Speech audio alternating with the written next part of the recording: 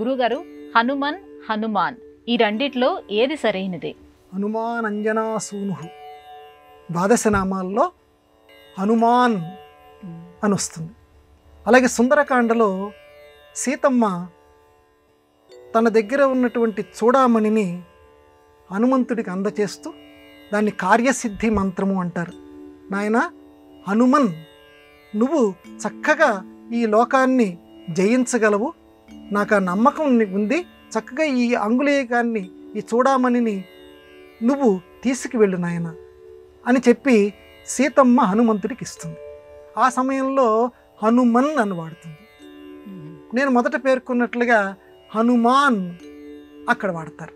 ఏమిటండి ఈ రెండిటి మధ్య ఉండేటువంటి తేడా అని అంటే, సంస్కృతంలో శబ్దాలు ఉంటాయమ్మా.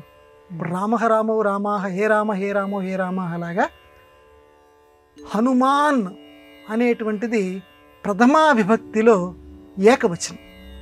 అంటే హనుమంతుడు అని అర్థమే హనుమాన్ అనేది. కానీ పిలిచేటప్పుడు హే హనుమన్ అన్నారు.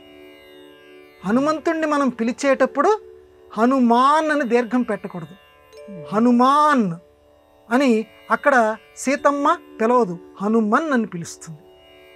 పిలిచేటప్పుడేమో అదే హనుమత్ శబ్దం అంటారు, హనుమంతుణ్ణి హనుమన్ అని పిలవాలి. విడిగా గనక హనుమంతుడు, చివరి డు అని డుమువులు ప్రథమా విభక్తిలాగా హనుమంతుడు అని చెప్పేటప్పుడేమో దీర్ఘం పెట్టాలి, హనుమాన్ అని. పిలిచేటప్పుడు మాత్రం హనుమన్ అని చెప్పాలి. ఇది హనుమంతుడి యొక్క పేర్లలో ఉండేటువంటి భేదం. అందువల్ల ఎటువంటి పొరపాటు మనం చెందకూడదు. పిలిచేటువంటి సందర్భంలో శ్లోకాలలో మనం జాగ్రత్తగా, సుందరకాండ పారాయణం చాలా గొప్ప ఫలితాలను ఇస్తుందని మన అందరికీ తెలుసు. కాబట్టి ఈ మన ధర్మం చూస్తున్నటువంటి శ్రోతలు కూడా ఆ సుందరకాండలో ఆ శ్లోకం దగ్గరికి వచ్చేసరికి హనుమన్ అని మాత్రమే చదవాలి. ఎందుకంటే ఏకశబ్ద సుష్టు ప్రయుక్తగా స్వర్గేలోకే కామదుగ్భవతి. ఒక శబ్దాన్ని, ఒక అక్షరాన్ని నువ్వు చక్కగా గనక ప్రయోగిస్తే అది స్వర్గలోకంలో నీకు కామధేనువులాగా నువ్వు కోరిన కోర్కెల్ని ఆ లోకంలోనూ ఈ లోకంలో కూడా నీకు అనుగ్రహిస్తుంది.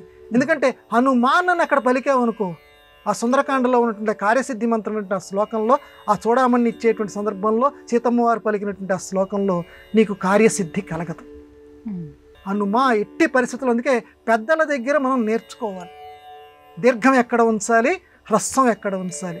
కాబట్టి అది జాగ్రత్తగా గమనించి ఆ ఇతిహాసాలని, రామాయణాలని ఒక్క అక్షరం పొరపాటు లేకుండా మనం చదివి ఇతోధిక ఫలితాన్ని అందరూ పొందెదరు గాక.